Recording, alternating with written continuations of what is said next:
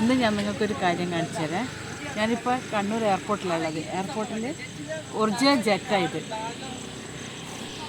ഇത് റഷ്യ നിർമ്മിച്ച MiG-27 fighter എയർക്രാഫ്റ്റാണ്. പലതവണ കണ്ണൂർ എയർപോർട്ടിൽ പോകും വരും ചെയ്തിട്ടുണ്ടെങ്കിലും ഈ ഒരു എയർക്രാഫ്റ്റ് എൻ്റെ ശ്രദ്ധയിൽ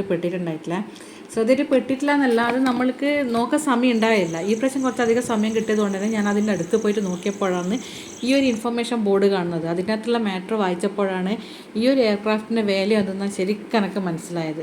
1997 തൊട്ട് ഇത് ഇന്ത്യൻ എയർഫോഴ്സിൻ്റെ ഒരു പാർട്ട് തന്നെയാവുമല്ലോ.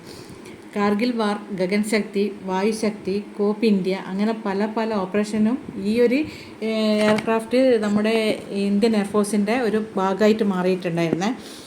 അപ്പോൾ ഇത് ഇത്രയും യുദ്ധത്തിൽ പങ്കെടുത്തിരുന്ന് കണ്ടപ്പം തന്നെ എനിക്കതിനൊന്ന് തൊടണമെന്നും അതിനടുത്ത് നിന്ന് ഫോട്ടോ എടുക്കണം തോന്നിയിട്ട് ഞാനതൊന്ന് തൊട്ടല് നോക്കി. കാരണം നമുക്ക് പറയാമല്ലോ, നമ്മൾ ഇത്രയും യുദ്ധത്തിൽ പങ്കെടുത്ത ഒരു എയർക്രാഫ്റ്റ് തൊട്ടിരുന്നുള്ളത്.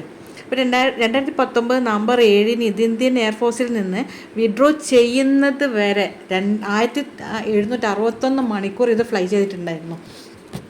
ഇത് ലാസ്റ്റ് ഫ്ലൈ ചെയ്ത ഡെസ്റ്റിനേഷൻ ഏതാണെന്ന് വെച്ച് കഴിഞ്ഞാൽ നമ്മുടെ കണ്ണൂർ ഇൻ്റർനാഷണൽ എയർപോർട്ടാണ്. 2019 നവംബർ 7 ഉച്ചയ്ക്ക് 2:11 ഇത് ഈ ഒരു എയർക്രാഫ്റ്റ് നമ്മുടെ കണ്ണൂർ ഇൻ്റർനാഷണൽ എയർപോർട്ടിൽ എത്തുന്നത്. അപ്പോൾ ഈ ഒരു ഇൻഫർമേഷൻ മിക്ക ആൾക്കാർക്കും അറിയായിരിക്കാം. എന്നെ മതി അറിയാത്ത കൂട്ടർക്ക് ഒരു അറിവായിക്കോട്ടെ എന്ന് വിചാരിച്ചിട്ടാണ് ഞാൻ ഈ വീഡിയോ എടുത്തിട്ടുള്ളത്.